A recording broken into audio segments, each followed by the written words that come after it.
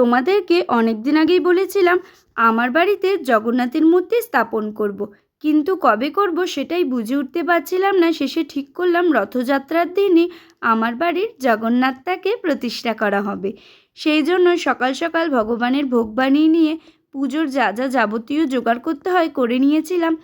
তারপরে বাবা এসে জগন্নাথ, বলরাম, সুভদ্রা তিনজনকেই দুধ, ঘি, গঙ্গাজল আরও যা যা থাকে সব কিছু দিয়ে স্নান করিয়ে পুজোয় বসেছিল।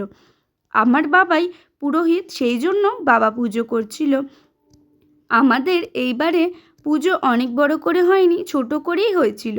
আর রথযাত্রা মানেই তো জগন্নাথ, সেই জন্য এই দিনটাকে ঠিক করেছিলাম।